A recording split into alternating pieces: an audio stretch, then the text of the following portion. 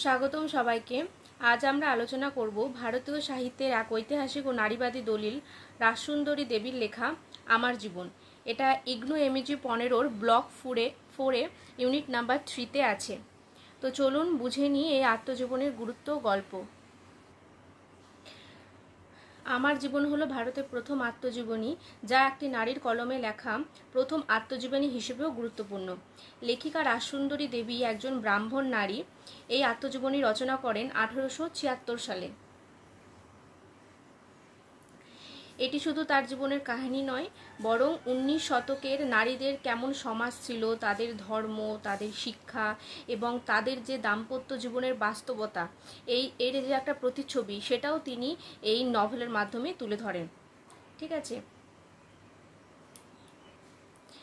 এর মূল বিষয়বস্তু হলো লেখিকা বাল্য বিয়ে, গৃহস্থলী দায়িত্ব, মাতৃত্বের কষ্টের কথা এই আত্মজীবনীতে লেখেন এবং তিনি লিখতে শেখার জন্য গোপনে চেষ্টাও করেন, কারণ নারীদের লেখাপড়া সমাজে নিষিদ্ধ ছিল তখন। আর তিনি এই কষ্টকর জীবনের মাঝেও তিনি ঈশ্বরের ওপর বিশ্বাস কোনোদিন হারাননি। তিনি চুপি চুপি চৈতন্য ভাগবতের পাতা পড়ে নিজেকে শিক্ষিত করে তোলেন। এই অটোবায়োগ্রাফিটা গুরুত্বপূর্ণ এজন্যই কারণ এটি নারীর নিজস্ব একটা কণ্ঠস্বর, যেখানে একজন নারী নিজের অনুভব ও যন্ত্রণা প্রকাশ করেছেন। লেখাটি দেখায় কিভাবে সমাজে পিতৃতান্ত্রিক শাসন নারীর স্বাধীনতাকে দমন করে। এটি ভারতীয় নারীবাদী লেখালেখির একটি শুরুর দিকে নিদর্শন। তো চলো এটার উপরে নোটস আমরা দেখে নিই। আমার জীবন is the first full autobiography written by an Indian woman published in 1876. আমার জীবন হলো প্রথম অটোবায়োগ্রাফি যেটা একজন ইন্ডিয়ান ওম্যান লেখেন, মানে এটা প্রথম কোনো মহিলা একটা অটোবায়োগ্রাফি, মানে মহিলা লিখেন এমন একটা অটোবায়োগ্রাফি এটা, যেটা 1876 সালে পাবলিশ হয়েছে।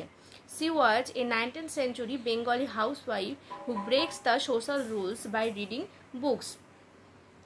রাসসুন্দরী দেবী ছিলেন একজন গৃহবধূ যিনি সমাজের নিয়ম ভেঙে গোপনে পড়তে ও লিখতে শিখেছিলেন। In the book, she describes her life from childhood to marriage at age 12, from motherhood to spiritual awakening.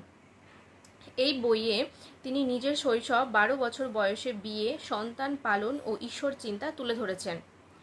Her desire to read religious texts like Chaitanya Bhagavat led her to secretly learn the Bengali alphabet. তিনি ধর্মগ্রন্থ পড়ার ইচ্ছায় চুপি চুপি অক্ষর চিনতে ও পড়তে শেখেন, মানে চৈতন্য ভগবত পড়তে এতটাই ভালোবাসতেন যে তার জন্য তিনি সিক্রেটলি বিভিন্ন অ্যালফাবেট তিনি শেখেন। Major themes of the novel is women's struggle in a patriarchal society, importance of self-education and inner strength, devotion as a form of resistance. এই অটোবায়োগ্রাফির মেজর থিম হলো পিতৃতান্ত্রিক সমাজে নারীর সংগ্রাম, আত্মশিক্ষার গুরুত্ব এবং ভক্তির মধ্য দিয়ে প্রতিবাদ। Conclusion: This autobiography teaches us that the right to read, write and express is universal.